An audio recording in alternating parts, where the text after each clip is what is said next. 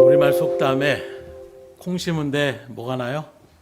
콩 나고 팥 심은데 팥이 나죠. 이건 제가 굳이 강조하지 않아도 이거는 만고불변의 진리라고 이야기할 수밖에 없을 것입니다. 심은 대로 걷는다라는 거예요. 오늘 하나님의 말씀인 성경 진리에도 분명하게 말합니다. 육의 것을 심으면 육의 것이 나올 수밖에 없고 영의 것을 심으면 영의 것이 나올 수 있다는 것을 분명하게 증거하고 있어요. 곧 이런 말은 농사에만 해당되는 농사에 씨를 뿌리는 것에만 해당되는 것이 아니라 우리의 삶의 모든 것들이 다 이와 같이 심는 대로 거둔다는 이 법칙 아래에 놓여 있다라고 이야기할 수가 있는 것입니다.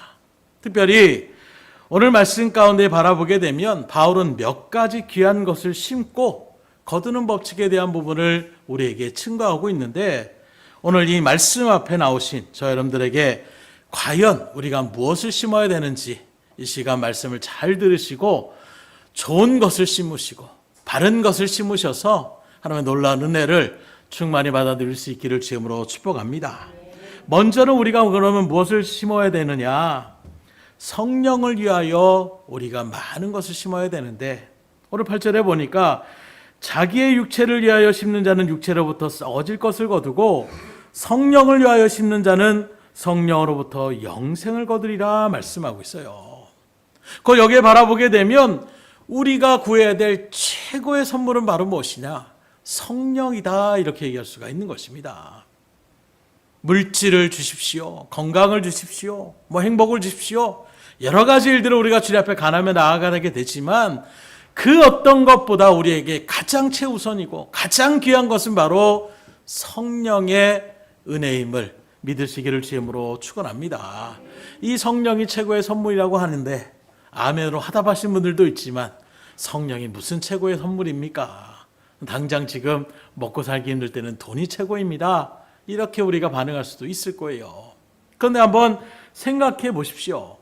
어떤 한 선물이 있는데 그 선물만 받으면 방탕한 자식이라고 할지라도 하나님 앞에 나와 예수님을 믿음으로 영접하며 구원의 자리에 설 수 있다라면 그 선물만 받으면 착해지고 그 선물만 받으면 지혜롭고 그 선물만 받으면 능력이 생기고 그 선물만 받으면 행복해지고 그 선물만 받으면 어떤 일이 일어나도 겁내지 않고 그 선물만 받으면 하나님께 사랑을 받고 그 선물만 받으면 사람으로부터 칭송을 받는다라면 이 선물보다 귀한 선물이 어디 있겠어요?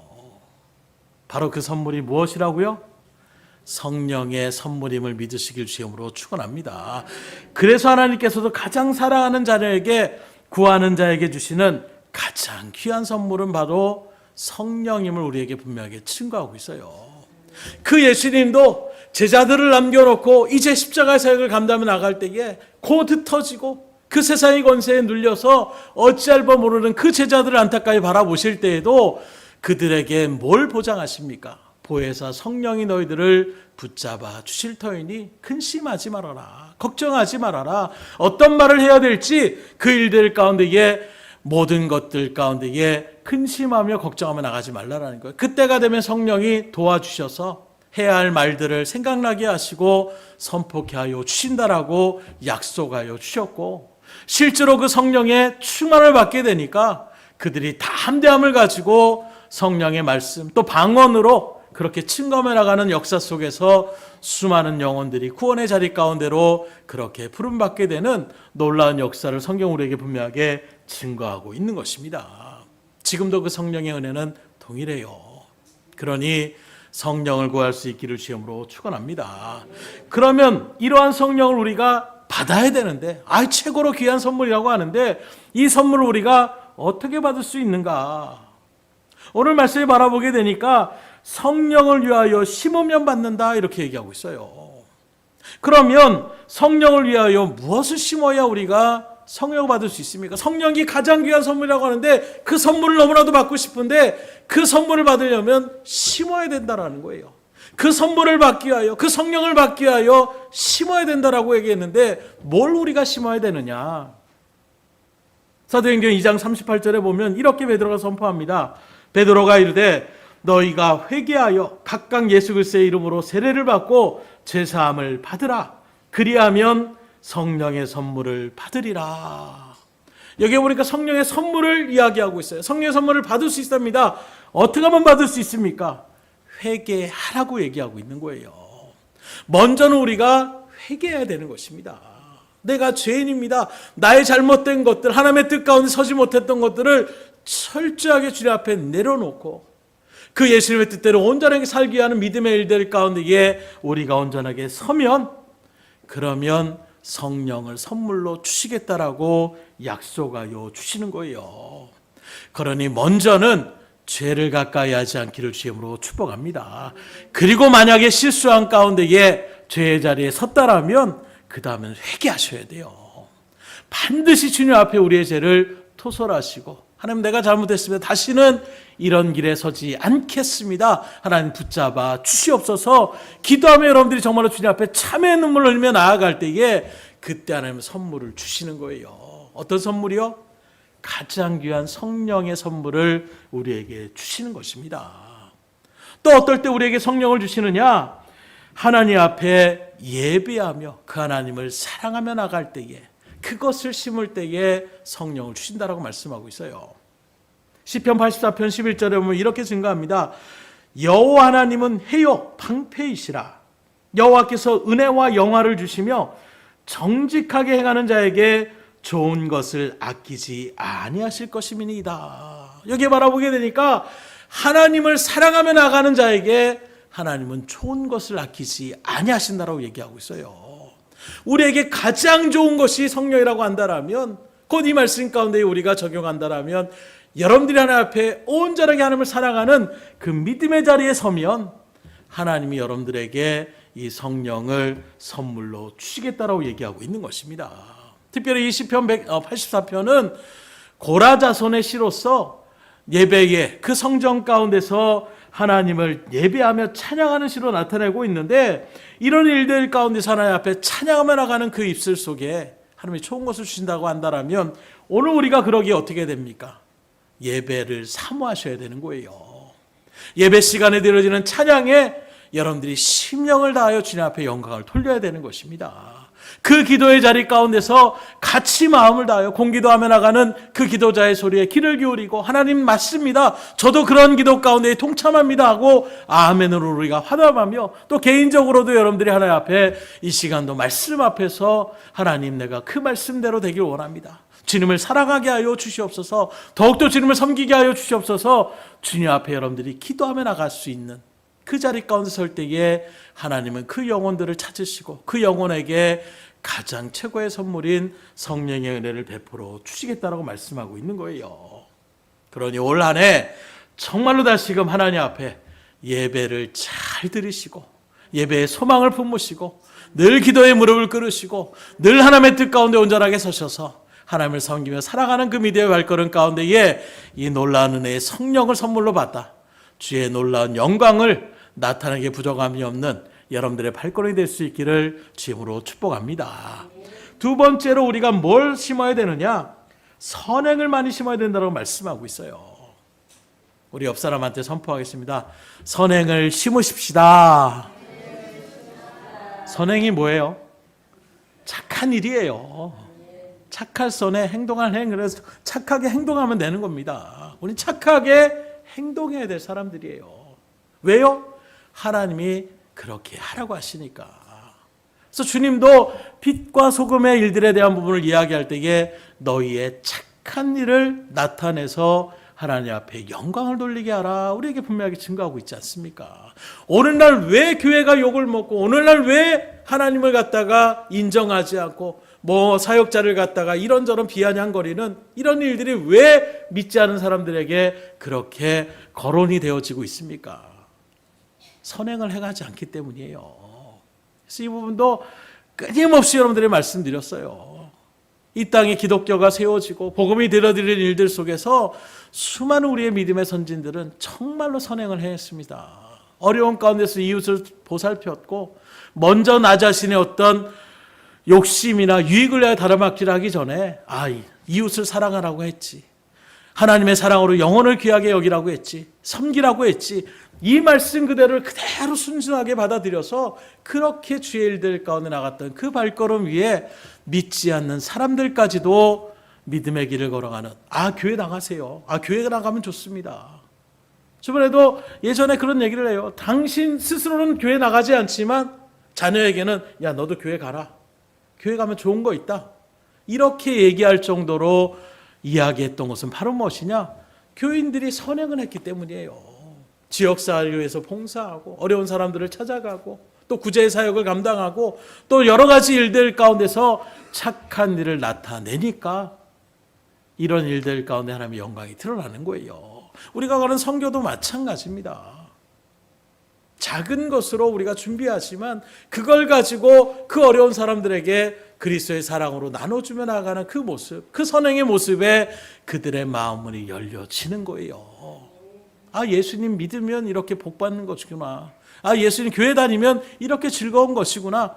지금 필리핀의 교회들이 굉장히 이렇게 부흥의 일들 가운데 서는 모습들을 바라볼 수가 있는 것입니다. 그렇게 즐거워 보일 수가 없어요. 마치 우리나라 7, 80년대, 90년대까지 막 주일학교가 막 가득가득 넘쳐가지고 앉을 자리가 없을 정도로 교회 가면 먹을 거 일단 주니까, 교회 가면 일단 즐거우니까 이런 마음으로 나가는 것처럼 그 모든 일들이 아름답게 펼쳐져야 되는데 교회 가니까 소리 높아지고 서로 싸우는 소리 나고 뭐 장로파다 교회파다 이런 목사파다 이런 말이 나오고 서로 헐뜯고 이런저런 일들 가운데 서는 모습을 바라볼 때에 이제는 교회를 떠나는 그런 발걸음들이 더 많아지는 거예요. 오늘 저 여러분들이 다시금 오늘 말씀에 비추어서 선행을 심을 수 있기를 주님으로 축원합니다. 그럴 때 역사가 일어나는 거예요. 그래서 오늘 본 9절에 바라보니까 우리가 선을 행하되 낙심하지 말지니 포기하지 아니하면 때가 이름에 거두리라. 그래서 착한 선행을 심으면 때가 되면 어떻게 한다고요? 거둘 때가 있는 거예요. 영혼의 그 구원의 은혜를 주님께서 거두게 하여 주시는 것입니다. 날마다 욕을 하고 날마다 해코지하고 나아가 보세요. 자녀들도 어느 순간에 그와 비슷한 모습들을 나타내더라는 것입니다. 그러나 어려운 가운데서 선을 행하고 착한 일들 나타나면 어느 순간에 자녀들이 그렇게 선한 일들 가운데 통일하게 서서 그 일들을 같이 나아간다면 이것만큼 은혜되는 것이 어디 있겠고 이것만큼 감사한 일이 어디 있겠습니까? 한번 여러분들 한번 질문 던지고 한번 생각해 보세요. 남의 것을 뺏는 게 쉬울까요? 나눠주는 것을 쉬울까요? 뺏는 게 더 쉽겠죠? 나눠주는 게 훨씬 쉬워요. 아이들도 그렇더라고요. 만약에 뭐 장난치다가 야 저기 가서 한 대 때리고 와. 혹시 이렇게 장난으로 얘기하면 뭐 이렇게 해요. 그런데 뭘 주고 야 저기 얘네한테 좀 갖다 주고 와. 그러면 받아가지고 어떻게 하느냐? 가가지고 줍니다. 주는 거는 쉬운 거예요. 그만큼 마음이 편하니까. 그런데 남을 때리고 막 이렇게 하면 스스로가 생각하기에도 뭔가 불편한 거예요. 어려운 것입니다. 마찬가지예요. 우리가 실제로 남에게 폐를 끼치는 일들 가운데 여러분들이 동원된다고 생각해 보세요. 하고 싶지 않잖아요. 학교에서도 막 데모를 하고 막 이런 일들 가운데 서는 것 쉽지 않습니다. 한참 저희 신대원 갔을 때 갑자기 막 이게 그 탑 같은 거 전기탑 사는데 그게 뭐 몇만 볼트가 흘러서 그 밑에 있으면 굉장히 안 좋다고 하는데 그게 말 그대로 신대원에 서 있는데 그 위에 산 쪽으로 그게 쫙 둘러싸듯이 그래서 누구는 우리를 통구이로 만들려고 하느냐 이런 얘기가 날 정도로 그래서 그걸 어떻게 탑을 갖다가 세우지 말자라고 해서 막 교수님들하고 학생들이 가서 막 거기에서 막 시위를 하고 그랬어요. 그런다고 안 되더라고요. 나라에서 진행하는 일들은 이겨낼 수가 없더라고요. 웬만하면 이길 수가 없는 것 같아요. 결국에는 그런 일들 가운데 서는데 그런 모습에서 서는 것 자체가 쉽지 않습니다. 심지어 사역의 길을 걸어가는데 어떤 이런 정치적인 일들이 얽히고 해가지고 갑자기 막 교회에서 막 부교육자들 막 모으는 거예요. 그러더니 이번에 어느 신학교를 가가지고 거기서 막 이렇게 힘을 써야 되는 일들이 있는 거예요. 그럼 맨 처음에 무슨 말인지 몰랐어요. 그때 가가지고 거기에 상대편 누가 사람들이 있고 막 오면 그 사람들 막 밀치고 막아내고 막 이걸 하라는 거예요. 마음이 굉장히 답답하더라고요. 이거 하려고 내가 정말로 사역의 길에 이렇게 들어섰는가? 이게 사역인가? 많은 고심이 생기는 거예요. 너무 하고 싶지 않은 거예요. 근데 정말로 감사하게도 하나님께서 부교역자들은 갈 필요 없다. 딴 사람들 뭐 인원이 충당됐으니까 갈 필요. 얼마나 감사한지 하나님 정말로 그런 일에 서지 않게 해서. 근데 그거 말고 가끔 막 뭐 이렇게 이제 연말이 되면은 배추를 나눠준다든가 뭐 쌀을 나눠준다든가 뭐 이런 거 하는 거예요. 뭐 100가마니 200가마니 막 이렇게 준비해가지고 나눠주면 그 뭐 봉고차에다 막 각자 실어가지고 나눠줄 때는 그때는 뭐 그게 뭐 힘들어요. 육체적으로 힘이 들지만 일단 가서 이렇게 전해준다는 것 자체가 마음이 벌써 편한 거예요. 그래야 내가 그리스도의 사랑의 일들 가운데 이게 이렇게 쓰임 받는구나. 마음이 벌써 편할 수밖에 없는 것입니다. 그러니 주의 일들 가운데 전도도 바라보세요. 전도하면서 여러분들 싸워야 됩니다. 예수 믿어야 돼. 안 믿을 거야. 믿어야 된다고. 이렇게 하라고 하면 여러분들 아마 전도하고 싶은 사람 없을 거예요. 근데 전도를 하면서도 뭔가 그래도 먹을 것을 갖다가 거기서 나눠준다든가 뭔가 선물을 같이 준다라고 한다라면 신이 날 수밖에 없습니다. 받는 사람도 신이 나는 거예요. 그렇기 때문에 주의 일들 가운데서 다른 것 아니에요. 사랑을 나누시기를 주임으로 축원합니다. 사랑을 나누는 것만큼 쉬운 것이 어디 있겠어요. 신나는 일인 것입니다. 근데 싸우고 그다음 뭐 그 일들 가운데 다투고 이런 일들 가운데 서라고 하면 얼마나 힘들고 지치게 내 마음 자체가 먼저 무거워질 수밖에 없는 거예요. 근데 하나님은 여러분들에게 영혼을 살리라고 그 생명을 사랑하라고 그 생명을 귀하게 여기라고 나가는 이 전도의 일들 가운데 여러분들이 쓰라고 하는데 아유 난 못해요. 이렇게 한다면 어떻게 되겠습니까? 하나님의 말씀인 성경에도 바라보게 되면 뭐라고 하느냐? 고린도후서 8장 12절에 보면 이렇게 증거합니다. 할 마음만 있으면 있는 대로 받으실 터이요 없는 것은 받지 아니하시리라. 무슨 말을 하느냐? 없는 것 억지로 만들어서 주는 것이 아니라 있는 것 가지고 주라는 거예요. 내가 못하는 것 억지로 하라는 것이 아니라 할 수 있는 것, 잘할 수 있는 것 가지고 그렇게 나아가라고 말씀하고 있는 것입니다. 마음 없이 그냥 억지로 하는 그래서 우리에게도 자원하는 심령으로 주님 앞에 기쁨으로 드리라고 하는 이유가 거기 있는 거예요. 억지로 하기 싫은데 하나님 받고 싶지 않으세요. 요 정도로 내가 드릴 수 있습니다 하는 마음으로 그거라도 주님 앞에 드린다라면 하나님 그거 받으시겠다라는 거예요. 근데 가끔씩 바라보게 되면 뭐 빚을 내서라도 그런 구전의 말씀 하나만 가져와서 하나님께서 우리를 착취하시는 분입니까? 우리가 출애굽기나 내얘기의 말씀을 같이 우리가 상고하면서도 거기에 나오는 밑바탕은 무엇입니까? 각자의 그 사람의 역량에 맞게 하나님 바치라고 하시는 거예요. 야 누구도 예 없어 무조건 송아지 한 마리씩 제사 지내야 돼. 이렇게 한다라면 없는 사람들은 아마 정말 힘드실 수밖에 없을 거예요. 나 그럼 하나님 앞에 이거 드려야 되는데 돈이 없으니까 내가 그냥 내 몸이라도 팔겠습니다. 다 종이 될 수밖에 없는 것입니다. 그러나 하나님은 있는 사람에게는 송아지를 바치라고도 해요. 그거 안 되는 사람은 양을 바치랍니다. 염소 바치라고 합니다. 비둘기라도 바치라고 합니다. 자기가 할 수 있는 역량대로 하나님께서는 구분하여 주시죠. 왜 구분하십니까? 하나님은 강제적인 하나님이 아니라는 거예요. 내가 할 수 있는 그 역량에 따라서 주님 앞에 드릴 때에 하나님 기쁘게 흡양하여 주시는 것입니다. 그런데 막 어느 순간에 물론 열심에 대한 부분들을 강조하는 부분들은 분명히 이해할 부분이 되지만 그렇다라고 해서 여러분들 무조건 뭐 다 긁어 모으듯이 바쳐야 됩니다. 이건 주님의 뜻이 아니에요. 주님은 물질의 많고 적음에 있는 것이 아니라 여러분들의 마음의 진정성을 받기 원하시는 거예요. 아무리 내가 1,000만 원을 드려도 그걸 억지로 드린다면 하나님 기쁘게 받으시지 않습니다. 내가 10,000원 한 장을 주님 앞에 드릴지라도 1,000원 한 장을 주님 앞에 드릴지라도 하나님 내가 가지고 있는 하나님 뭘 드리고 싶은데 이거라도 하나님 정말로 감사함으로 주님 앞에 드릴 수 있으니 감사합니다 하는 마음으로 주님 앞에 그렇게 기쁨으로 드리면 하나님 그 정성을 받으시는 거예요. 어느 순간에 세상의 원리대로 교회 안에서도 뭐 그렇게 차등을 내리고 누구는 얼마 냈습니다 뭐 이렇게 저렇게 얘기하는 모습들 별로 하나님의 말씀을 비춰보면 그렇게 은혜로운 모습이라고 오히려 그것 때문에 많은 소리가 교회에서 돈만 밝힌다. 돈 많이 드린 사람들은 뭐 일부러 그렇게 이름을 내게 하고 칭찬하고 조금 드린 사람들은 뭐 무시하고 그런 부분이 아님에도 불구하고 사람들은 그게 느껴지는 거예요. 그렇다면 그럴 필요가 없는 거예요. 동일하게 다 기쁨으로 여러분들이 드리셨다라면 하나님께서 기쁨으로 받으심을 믿으시기를 주임으로 축원합니다. 내 역량껏 주님 앞에 감사함으로 드리면 되는 거예요. 다만 인색함으로나 억지로 그렇게 드리는 것을 하나님이 기뻐하시지 않는 것입니다. 그래서 말씀드린 것처럼 마태복음 5장 10절에도 제자들을 향하여 예수님이 이렇게 선포합니다. 이같이 너희 빛이 사람 앞에 비치게 하여 그들로 너희 착한 행실을 보고 하늘에 계신 너희 아버지께 영광을 돌리게 하라. 어떤 행실이요? 착한 행실. 여러분들의 착한 모습을 바라보고 하나님 앞에 영광을 돌릴 수 있도록 그렇게 삶을 살아가는 것이 제자의 삶이라고 이야기할 수가 있는 것입니다. 그걸 여러분들이 선행을 심으면 우리 자신의 마음에도 그래 내가 오늘 좋은 일 했구나 하는 뿌듯함도 있을 수 있지만 하나님께서 영광을 받으시는 자리예요.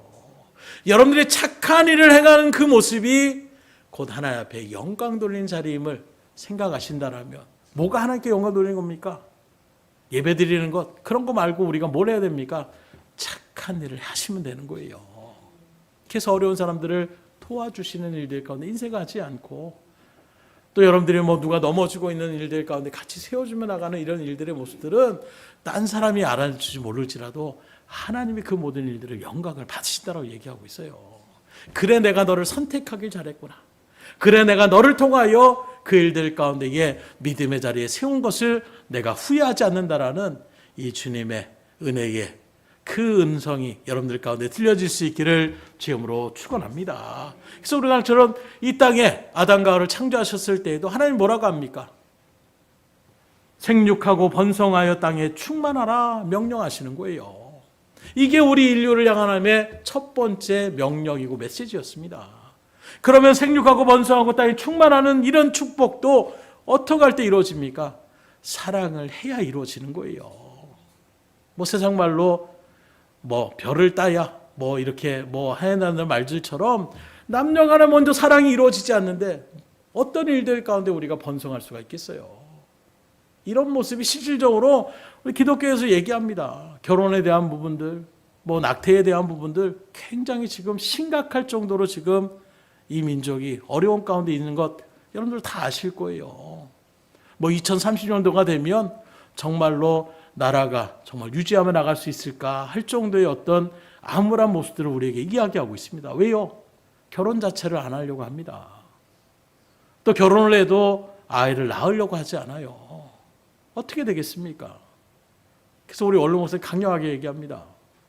이런 거 저런 얘기하지 않고 하나님의 말씀에 비춰보면 하는 명령은 뭐예요? 생육하고 번성해야 되는 거예요. 세상이 그래요. 사람들이 다 그렇습니다. 아니에요. 우리 말씀대로 선포하고 가르칠 수 있으셔야 됩니다. 그럼 하나님이 책임져 주시는 거예요. 그런데 그런 마음에 앞서서 우리의 인간적인 또 사회의 어떤 가치관이 앞서가 나간다면 결국에는 우리 스스로가 하나님이 주시는 복을 차버리는 것 똑같은 거예요. 그런 이기적인 마음들이 하나하나 정말 기독교라도 살아있어서 믿음의 성도들이라도 그 일들 가운데 선다라면 그래요. 우리 자식들만 무슨 죄졌습니까? 그렇게 하는 일들 가운데 주님의 일들을 감당하면 하나님의 그 영혼들을 생각하시고 복을 주신다고 한다라면 그러면 우리가 그런 일들 때문에 그래 너희들만 고생할 필요가 뭐가 이거보다는 그래도 하나님이 책임져 주시고 하나님의 복을 주실 것을 믿고 그 일들 가운데 같이 나아가자라고 우리가 적어도 얘기할 수 있는 여러분들이 될 수 있기를 주님으로 축원합니다. 그게 복받는 자리예요. 그나마 저도 자녀가 3명이니까 자신 있게 또 얘기할 수 있는 것 같아요. 저도 없었으면은 이거 어떡하지 할 마음이 있는데 어쨌든 그게 중요한 것이 아니지만 여러분들이 자녀들을 놓고 생육하고 번성하는 하나님의 명령이에요. 남녀 간에 둘이 합하여 하나가 되라고 말씀하시고 하나님의 명령인 것입니다. 하나님의 이 자의 원리를 우리가 바꾸시면 안 돼요. 그래서 우리 자녀들에도 계속 얘기합니다. 결혼 안 할 생각하지 말라고. 빨리 하라고.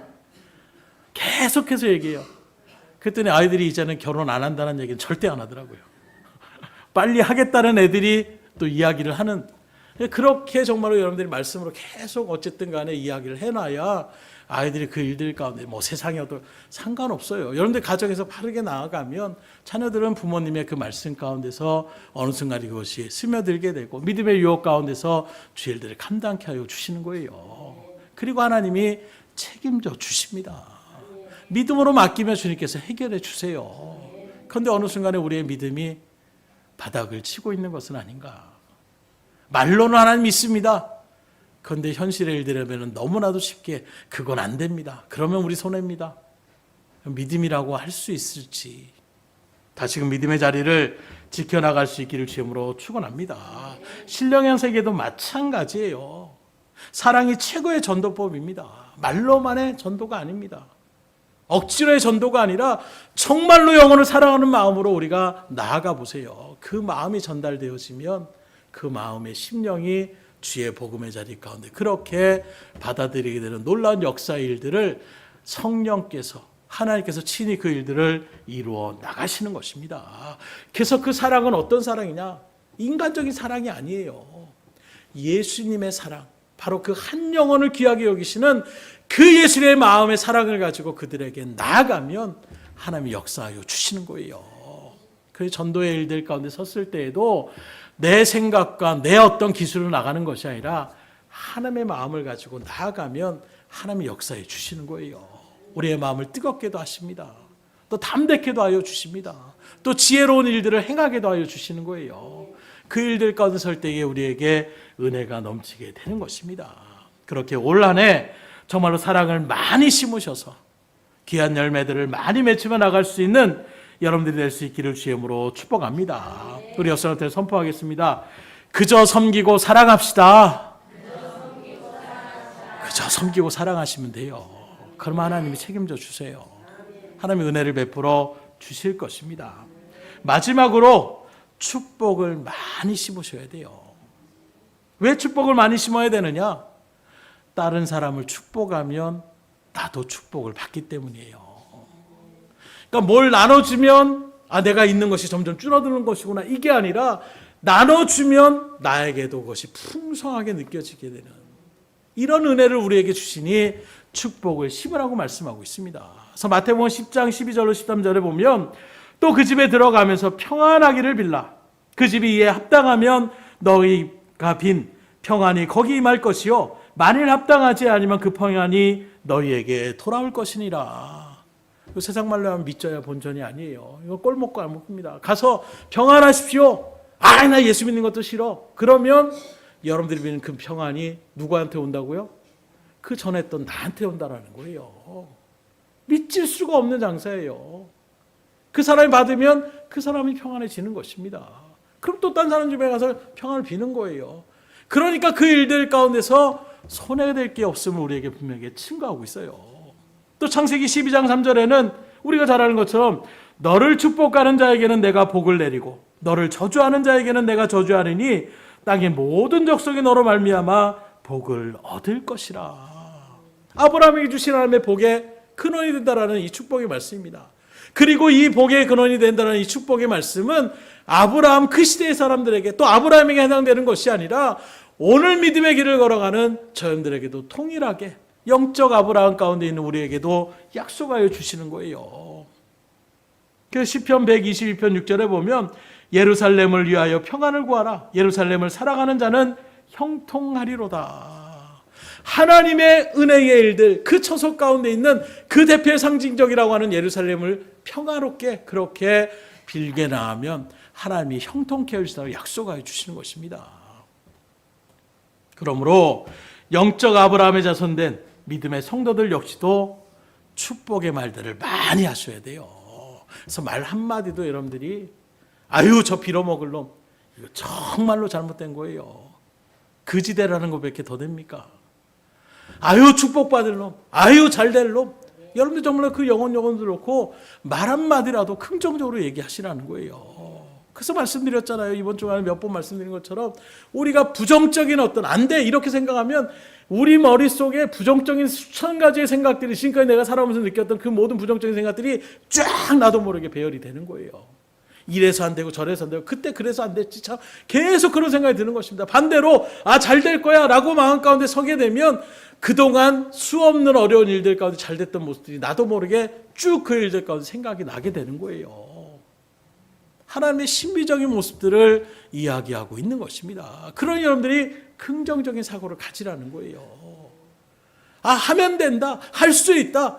그러면 그 일들 가운데 하면 되고 할 수 있었던 것들이 우리도 모르게 그런 생각들이 내가 생각하려고 하는 것이 아니라 그런 마음을 가지는 순간 그런 생각들이 나도 모르게 쭉 생각나게 되고 펼쳐지게 된다라는 거예요.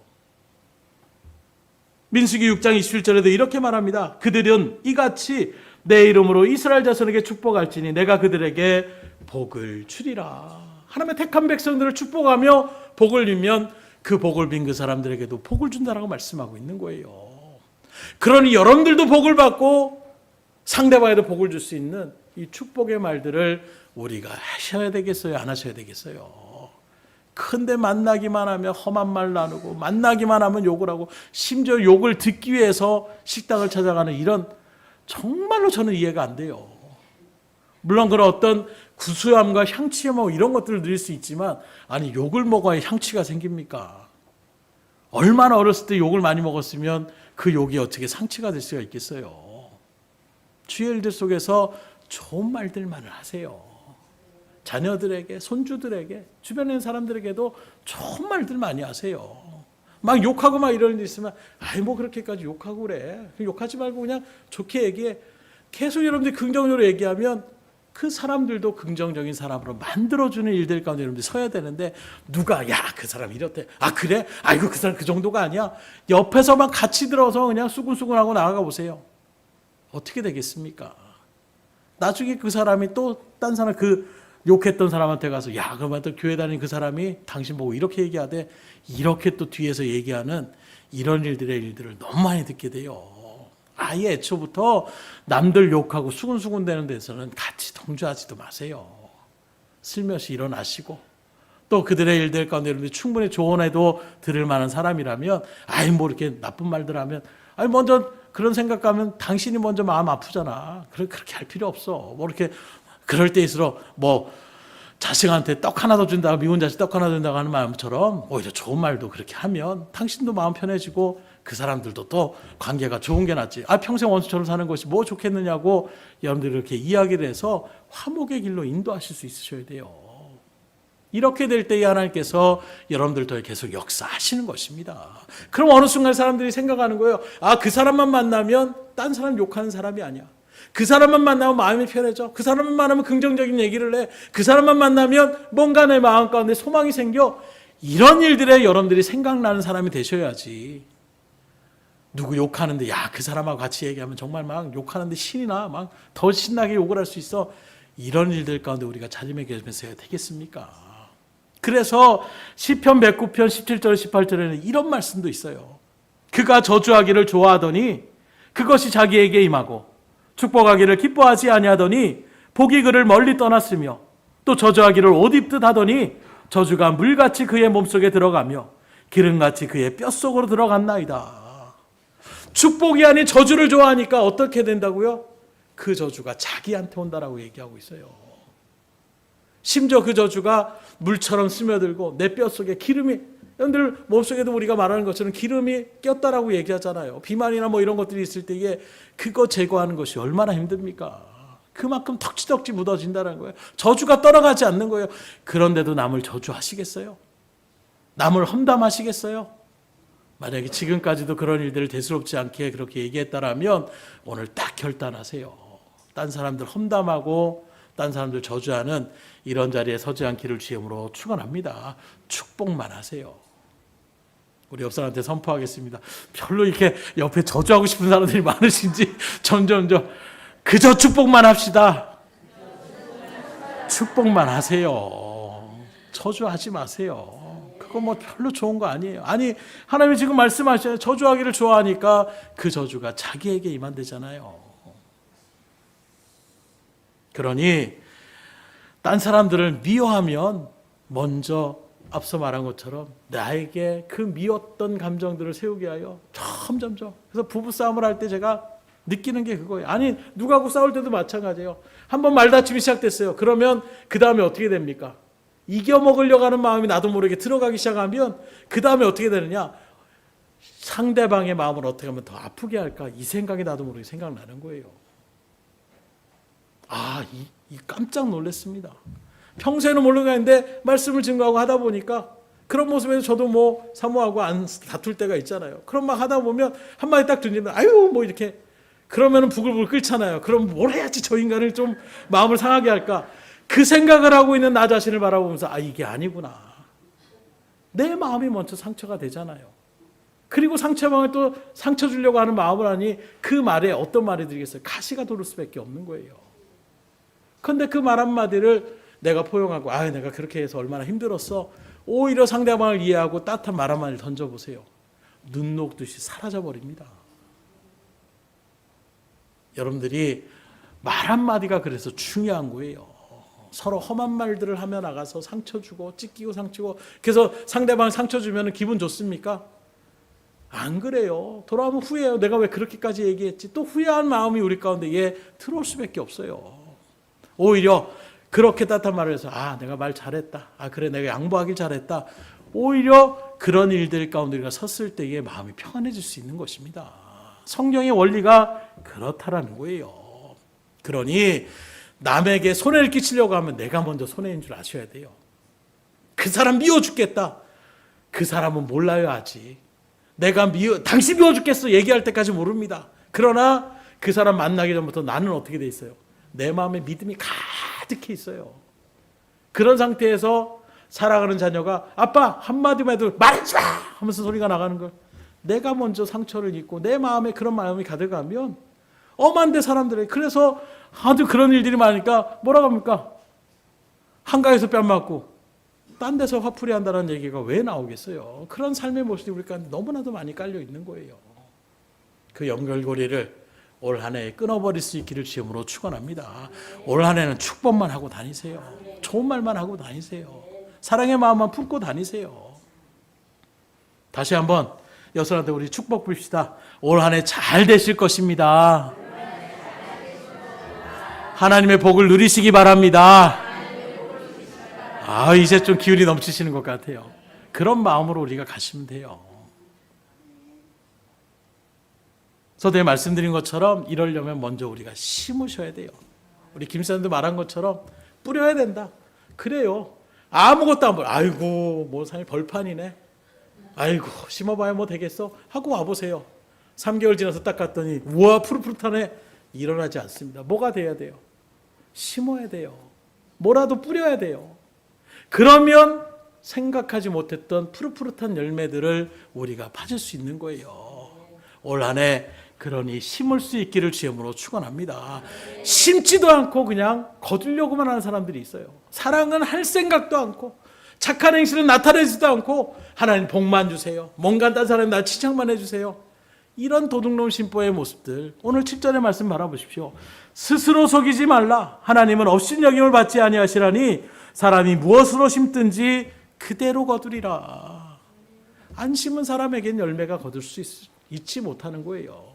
콩을 심어놓고 팥을 기대해봐야 팥이 나올 수가 없는 것입니다. 육의 것을 심으면 썩어질 것이 나올 수밖에 없어요. 올 한 해 영적인 놀라운 것들을 여러분들이 풍성히 그렇게 심으셔서 어떤 거요? 성령을 구하며 나가는 일들 속에 예배를 사모하시고 기도의 자리에 서시면 돼요. 사랑을 심으시면 되는 거예요. 착한 행실을 심으시면 됩니다. 또 축복을 심으면 되시는 거예요. 그럼 하나님께서 놀랍게 채워주실 것입니다. 올 한 해 그러한 것들을 심으셔서 결실의 그 때를 맞이했을 때에 하나님 정말 감사합니다. 생각하지 못한 이런 100배의 소출을 거두게 해주시니 하나님 감사합니다. 영광 돌리며 나갈 수 있기를 주님으로 축복합니다. 기도하겠습니다. 하나님 감사합니다. 또 주의 말씀 앞에 또 사모를 품고 주님께서 불러주시고 주의 말씀에 귀를 기울여 나갔던 주의 백성들 하나의 시작의 발걸음 가운데 있습니다. 시작할 때부터 여기저기 나라적으로 정서적으로 또 많은 여러 가지 환경적으로 여기저기 불협화음과 안 되는 일들이 우리 가운데 깔려져 있습니다. 그 모습 속에 우리가 걱정하며 근심하며 염려하며 나가는 것이 아니라 오늘 다시금 주의 말씀을 굳건히 부여잡고 하나님의 성령의 귀한 선물을 받기 위하여 회개를 심을 수 있도록 인도하여 주시옵소서. 사랑을 심으며 나갈 수 있도록 주님 역사하여 주시옵소서. 그 모든 영혼들에게 축복을 선포하며 나갈 수 있도록 붙잡아 주시옵소서.